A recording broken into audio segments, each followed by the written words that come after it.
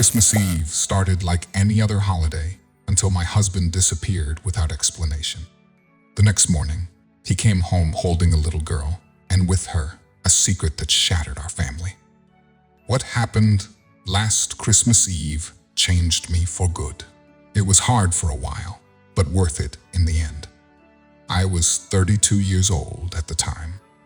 My boys, Ryan and Liam, were 7 and 5 respectively.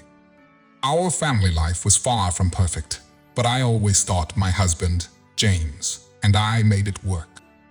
We've been married for 9 years, and I'd always believed we had a solid foundation. That was until Christmas Eve last year when everything unraveled. Most moms will relate when I say that my entire goal has always been to make the holidays magical for my boys, and last year was no different. I spent the entire day preparing so our family could have a fantastic Christmas Eve.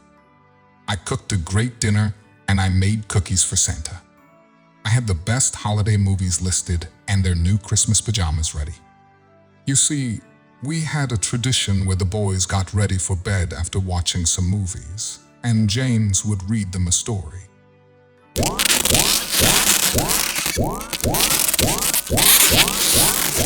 Before we continue, make sure to subscribe, hit the like button, and click the notification bell for more amazing stories. It was simple, but it was perfect. Except something was different. My husband wasn't the most engrossed family man in the world, but it was worse last year. He spent most of the day glued to his phone and pacing the kitchen like he was waiting for bad news. I asked him what was wrong a couple of times, but he just shrugged it off with work stuff. Annoying, but not completely unusual for James. I figured he'd come around once the kids were ready for their bedtime story. Around 7 p.m., just as I was plating the ham, he threw on his coat and mumbled, "I forgot something." "I'll be back soon." "Back soon?"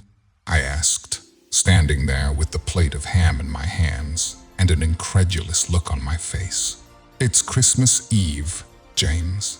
The boys are expecting you to be here for movies and your tradition with them."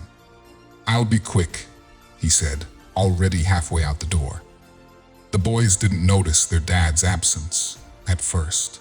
They were too busy debating whether Santa's reindeer could fly without wings after watching one particular scene in one of my favorite movies. Ryan thought it was special science, while Liam insisted it was magic. It was one of those moments where you wish time could just freeze because their joy was so pure. It would have also been better if their father hadn't bailed. But we finished the movies, and I tucked them into bed around 9. They both asked for their daddy's story, but I promised he would read to them the next day. Midnight came and went. No, James. And despite my anger, I was starting to get worried. After all, he said he'd be quick. Still, my calls went straight to voicemail, and my texts weren't even read.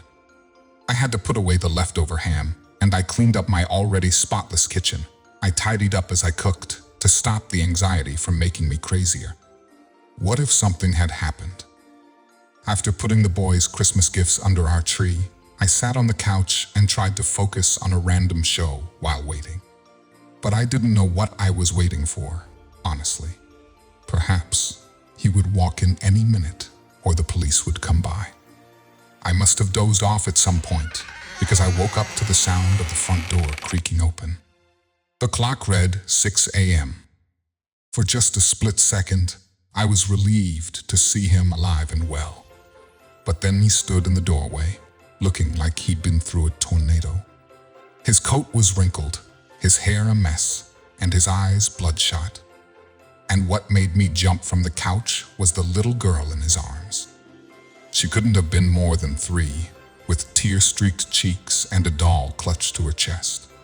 She stared at me for a second before burying her face in James's shoulder. My eyes bulged and my throat closed up. "James," I whispered brokenly.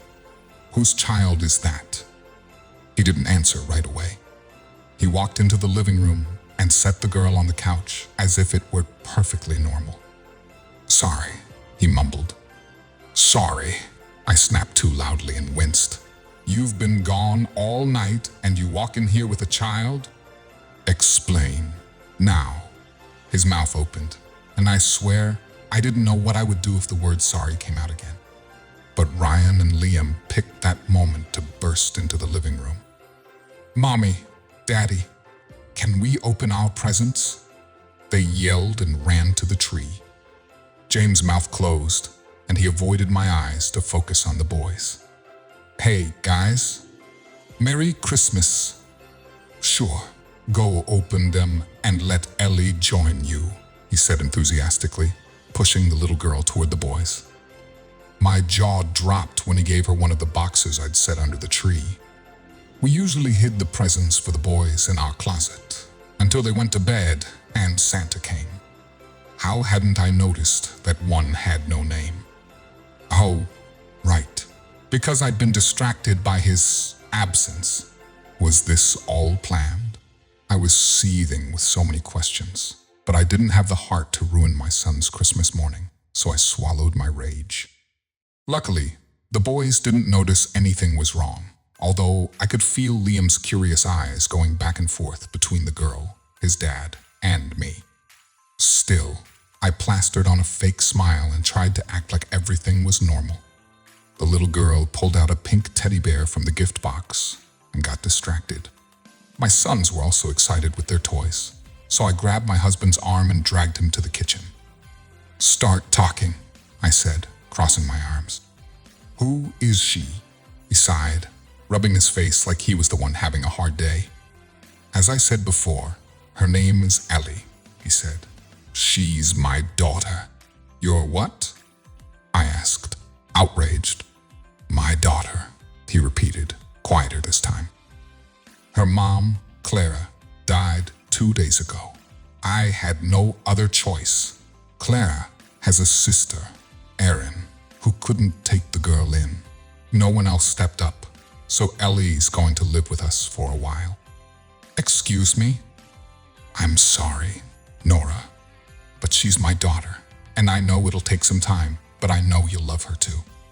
She looks just like our kids, and she needs a mom now, James continued, but I wasn't listening. A man looking ashamed in a kitchen source, Gemini. The room was spinning. Clara was his ex-girlfriend. They dated many years before James and I even met, but I'd barely heard her name. And now, suddenly, she was dead, and he had a daughter. A 3-year-old daughter. Now, I wasn't a math genius, but there was no mistake here. I wanted to scream, to throw something, to make him feel even a fraction of the betrayal coursing through me. I was about to, but the boys came running into the kitchen and asked for breakfast. So, instead of raging, I pulled myself together for them. The rest of Christmas Day was surreal, like I was on autopilot, watching my life unfold from a distance as I smiled and laughed with Ryan and Liam. James acted like he hadn't just detonated a bomb in our lives. He played with the boys and tried to get them to include Ellie, but he avoided answering when Liam asked who she was. The little girl was also shy. She barely spoke, and when she did, it was only to James. She was comfortable with him, meaning he had been in her life. To some extent, at least. That night, when the boys were finally asleep, I locked myself in the bathroom and let the tears come. The man I thought I knew was a cheater, and the life I thought we built was all a lie.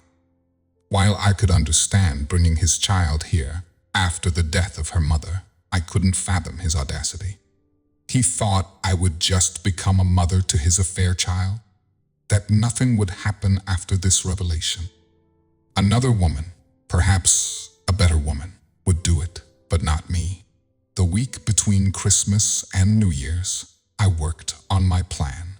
I took my boys to stay with my mother for several days while I ran the errands I'd set up, meeting with a lawyer, moving money into a separate account, and researching apartments.